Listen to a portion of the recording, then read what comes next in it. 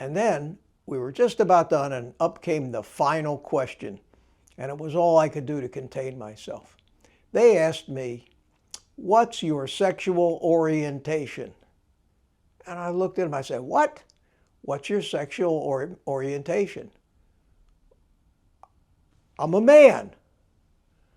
"Well, we understand that, sir, but do you identify as a man?" And I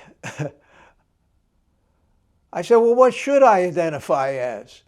And I mean, I don't know where we're headed in this country, but when the United States military is interested about what I identify as, and they've got a list of 10 different choices for me, Houston, we have a problem.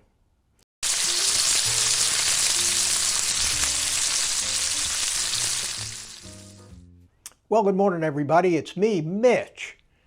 And yesterday, I had my annual physical at the VA.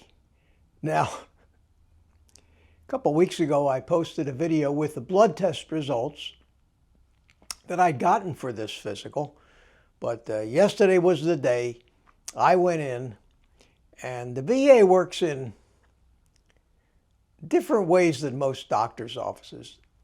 My appointment was for 8 o'clock. And then I was supposed to be there at 7:30 because a nurse has to sit down and ask you 100 questions first.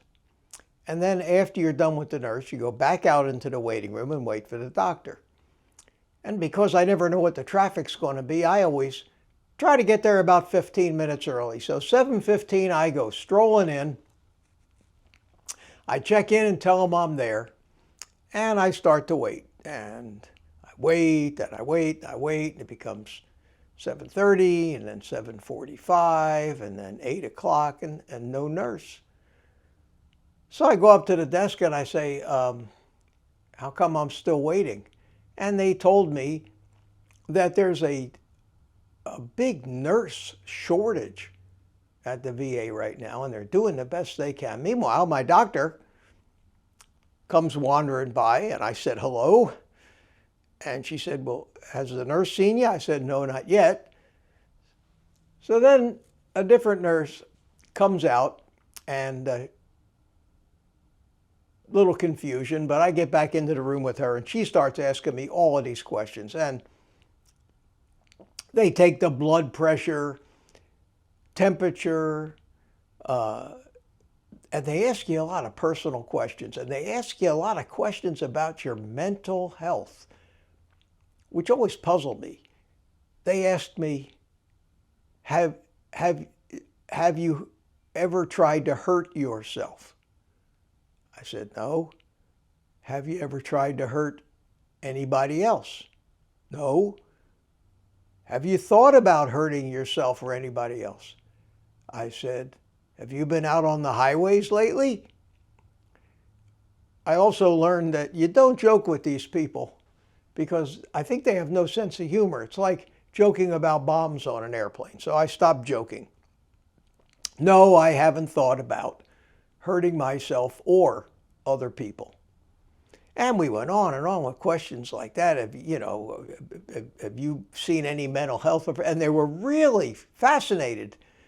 It seems more about my mental health than my physical health. And then we were just about done, and up came the final question. And it was all I could do to contain myself. They asked me, "What's your sexual orientation?" And I looked at them, I said, "What? What's your sexual orientation?" "I'm a man." "Well, we understand that, sir, but do you identify as a man?" And I said, "Well, what should I identify as?" And I mean, I don't know where we're headed in this country, but when the United States military is interested about what I identify as, and they've got a list of 10 different choices for me, Houston, we have a problem. Anyway, I get done with her. I finally get in to see my doctor almost a half an hour late. And I've told you stories about my VA doctor, and we get along great. And she basically examined me. We went over my blood test results. Everything was great. Everything was perfect, except for the vitamin D had not come back in when I got the results off the computer, but it had come back. And my vitamin D was a little bit low,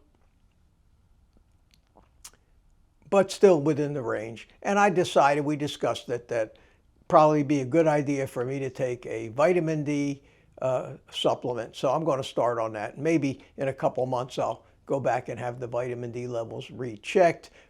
We, of course, discussed my 460 cholesterol score, and I think I've got her pretty well convinced by now that, considering the tremendous improvements, and I reminded her that you know, she's been with me 6 or 7 years now, and I reminded her about all the problems I used to have when I used to be heavier, and I used to have rheumatoid arthritis, and I used to have kidney stones, and I used to have eczema, and I used to have high blood pressure.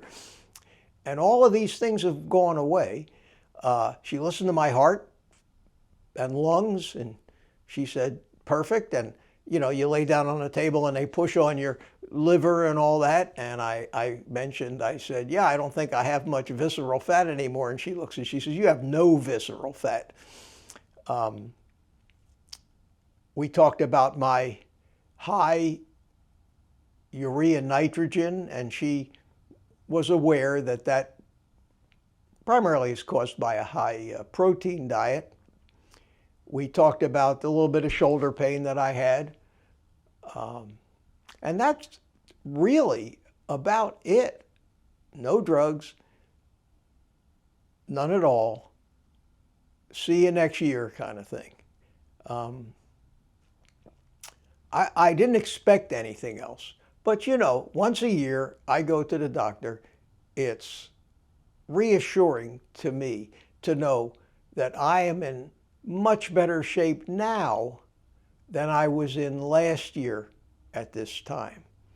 And I almost look forward to next year. So sorry to say I don't have any terrible or earth-shaking news to report to you, but I think the best news is that after almost 1.5 years on this carnivore diet, I'm in the best physical health of my life. So with that, take the rest of the day off and eat meat.